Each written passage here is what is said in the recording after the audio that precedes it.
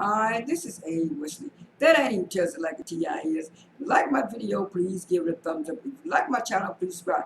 The topic I'm going to talk to you today about is the Soul Train Awards and the Grio Awards. Uh, I didn't uh, I didn't know about the Grio Awards until I started switching channels because I had DVR'd Soul Train, and when the commercials came on, I started switching channels and I got to the Grio channel. Uh, uh, and I said, Grio Awards. I said, huh, what? And then I said, well, let me check it out a little bit and stuff like that. Uh, the setup was kind of like when you were at like a banquet party or a banquet ceremony and stuff like that. And the aesthetics and stuff looked at all pretty with the all white tables and stuff like that.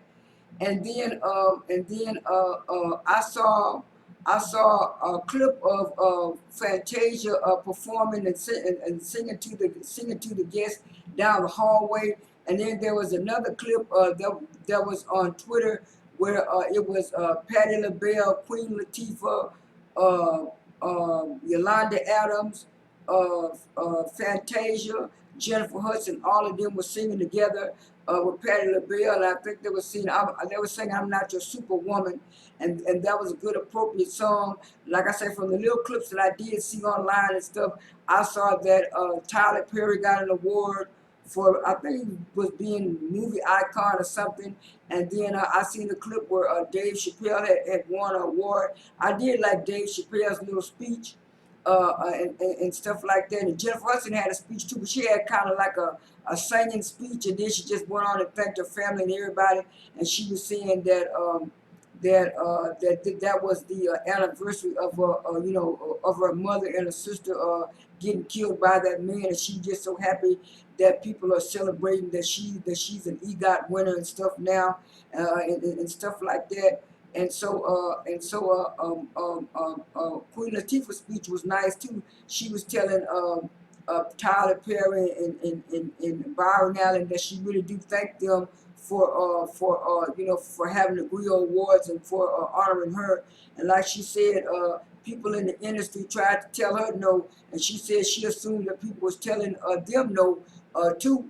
And she was saying, "Look at us now! Look at us now! You're a big movie time producer and got your own studio. And Byron Allen, you have lots of TV programs on, and you got a channel." And Keenan from SNL had a little speech, and he was saying he was just glad that people recognizing him. But the reason why I like the Dave Chappelle speech more, because he was saying, he's a comedian and people have been trying to cancel him for years. And he was saying, you can't make a joke about something or a joke about life or a joke about people anymore without people trying to cancel you. And then he said on the flip side, he's a black man and he know what's going on in the industry and behind the scenes. So he has to kind of pivot his way a little bit. But he was saying, some of this stuff that people are trying to cancel him for is due to industry politics and stuff like that. And so I was glad he said that. So all in all, the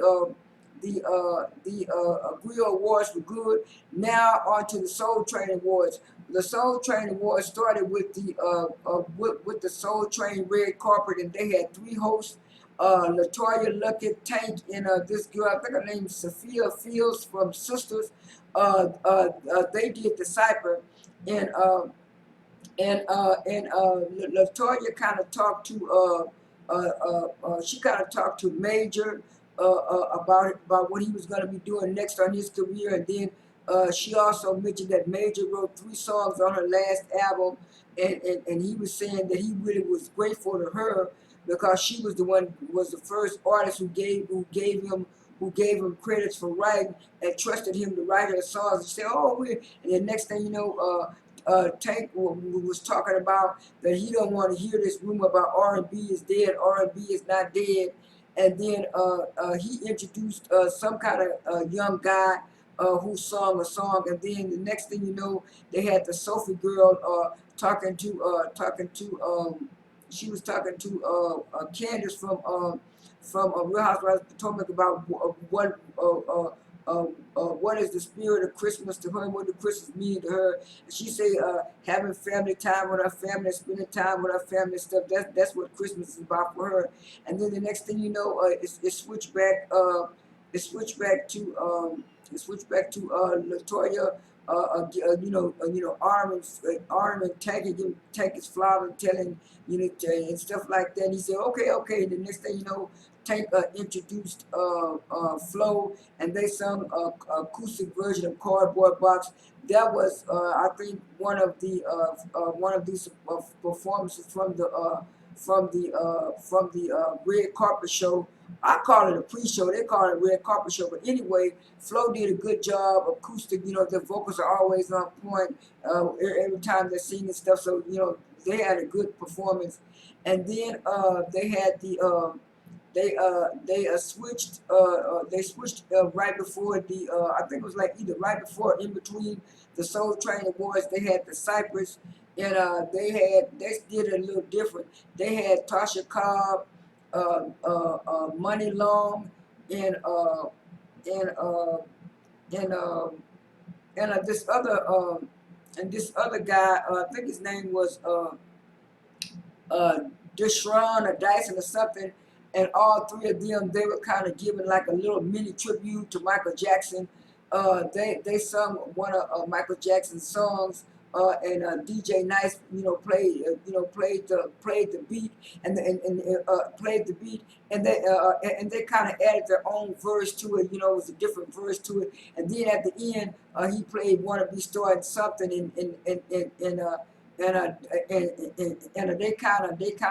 they kind of did their own version of it too, and then at the end they sung it like him. So it was kind of like a little mini tribute to Michael Jackson for the Cypher.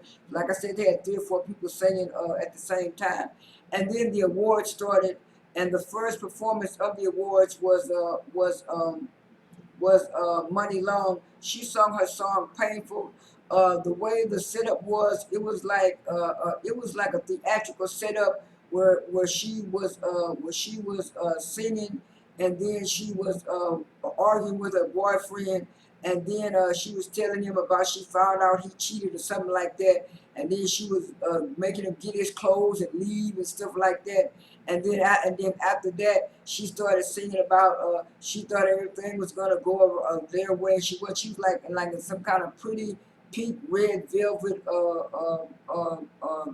pajama set.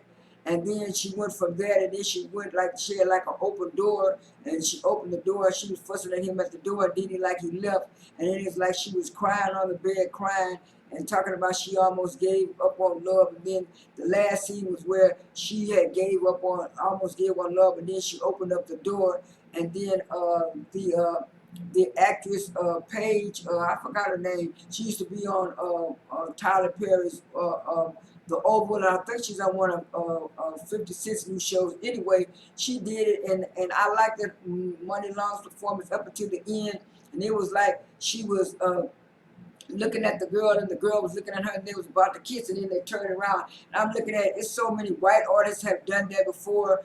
Even I think it was like 2021 or 2020 when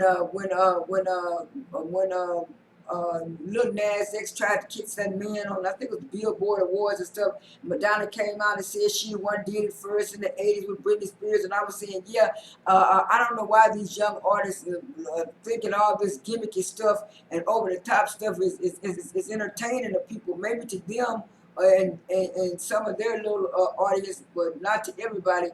But then after that, the next performance that I liked was this. I think to me, Sir was the next performance that I liked. He did pretty good singing one of his songs.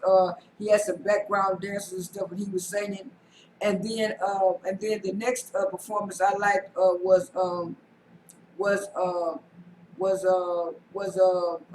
Ariel Lennox. She did a real good job singing "Waste My Time," with a vocal part. I did like that light brown, beige, shimmery little dress that she had on. That was good too.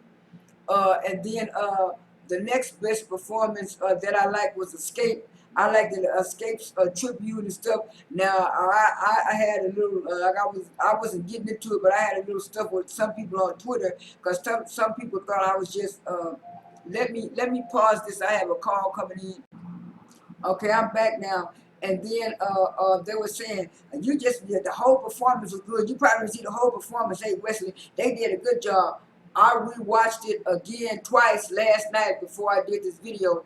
And Candy did start off a little pitchy and a little shaky, but the more she kept singing, the better her vocals was and stuff. And I said, well, Latasha had to chime in and kind of save the day. Some people talking about Latasha didn't save the day and stuff. And I was saying she did have to come up and say, now I was not the only one because a lot of other people had liked in my tweet and said, yeah, Candy was a little pitchy when they first started off and stuff like that. And I don't know why Candy. I know Candy had got some fans, but she also got some stands. I don't like these people that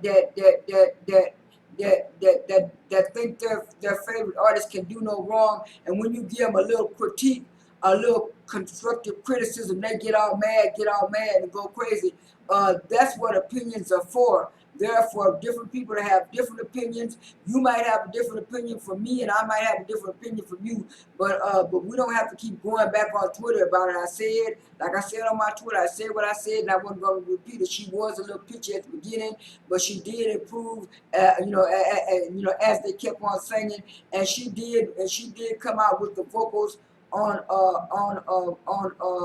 Little Secret, and also Tony and I'm not Tony. Also Tiny cut up on Little Secret, and then the last song Latosh cut up on the last song, and also her sister Tamika and stuff like that. The tribute was real good, and like I said, they sung 3 of their songs and they sounded real good and stuff like that. The next performance. The next performance that I like was Chante Moore. Now a lot of people saying, "Oh, she can do the riff and runs like Mariah Carey," but like somebody said, don't be comparing them. Both of them could do those high riffs and runs and notes. But I didn't know this was the anniversary of one of Chante Moore's albums. She looked good and everything, but to me, she looked kind of a little too skinny because when she had her wedding pictures, I think it was back in September, when she got married again, she looked good. She still looked good here, but to me, she looked a little bit too skinny. I don't know, maybe she lost some weight or whatever, or maybe I didn't have my glasses on, I didn't see right. But all in all, she did look good, and she sung 3 of her songs. I think one of them was.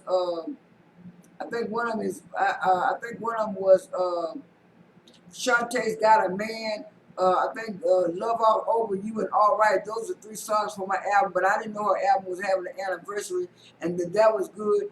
And somebody said, "Why come the old OGs like on Twitter said, why come the old OGs like Chante Moore and Morris Day and the Times stole the show? They did much better than the young people." And I got on there and said that's because most of the old OGs were taught when they were young to have that stage performance. You gotta have that stage performance. 1 was stage performance, 2 was personality, and 3 was give the people a show. And so Morris Day, like a lot of people said, Morris Day is 55 years old, almost going toward 60 plus, and he was dancing and moving better, some of them young people than what he was. And at the end, he thanked his wife. He thanked his wife. He thanked the other members of his band, and he also thanked Prince. But he said he had to thank Prince last but not least because Prince was the one who discovered him, and Prince was the one who discovered him. So even though him and Prince had bumped heads every now and then, they appreciated each other's musical talents and stuff like that. So all in all, the Soul Train Awards was a good show. I know last year's show was good. This year's show was even better and stuff like that. So I hope they did good in the ratings. This is Abe Russell. That ain't even just like a TI is. I am out.